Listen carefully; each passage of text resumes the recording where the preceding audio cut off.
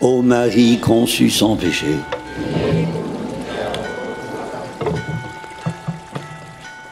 Aussi je n'étais pas sûr de voir la bonté de l'Éternel au pays des vivants.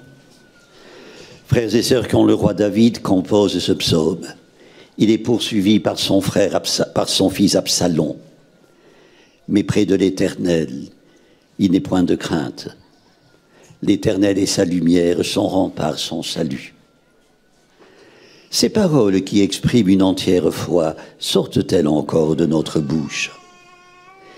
Il y a 2 ans, une religieuse m'a demandé d'animer une réunion d'études pour des sœurs de sa congrégation.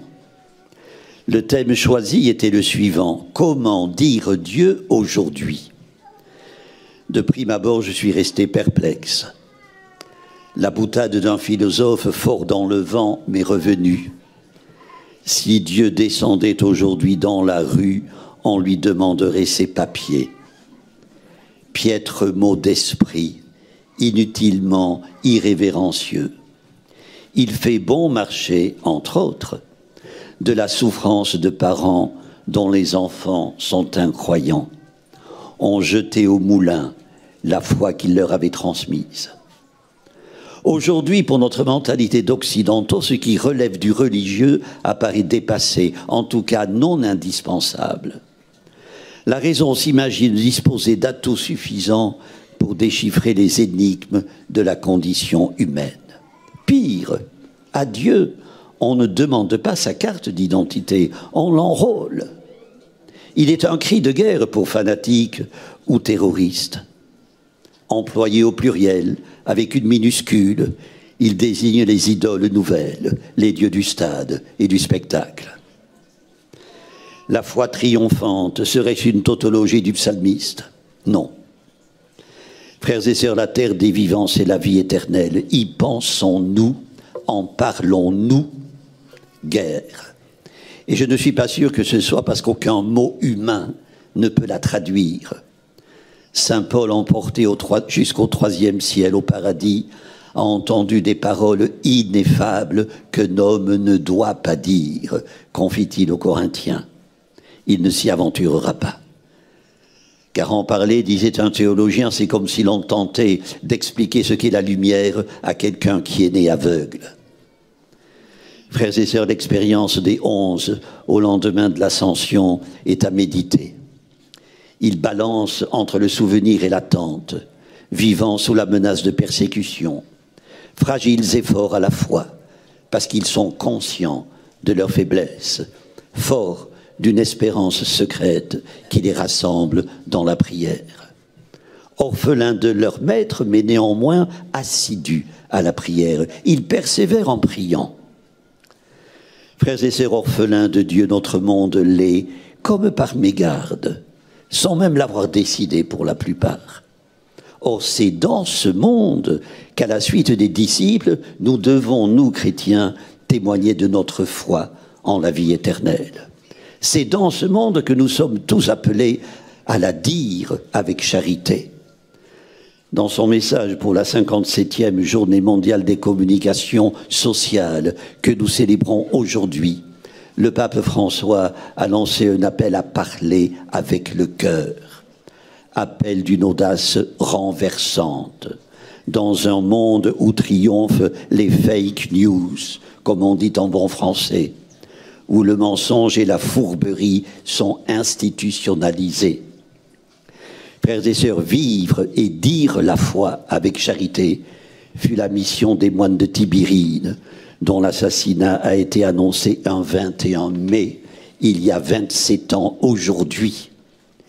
Ils ont témoigné avec douceur et charité de la vie éternelle décrite par Jésus dans sa prière au Père.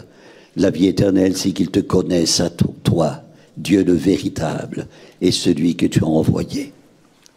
Pour porter ce témoignage, les moines de Tibéride ont payé de leur vie. Une Algérienne musulmane a dit qu'une terre arrosée par le sang et les larmes ne peut qu'être habitée par Dieu. Que de terres sont de nos jours arrosées par le sang et les larmes. Depuis 1993, une ONG, Portes Ouvertes, publie chaque année l'index mondial de persécution des chrétiens. Une persécution qui ne se limite pas à la seule violation de la liberté religieuse, mais prend des formes variées.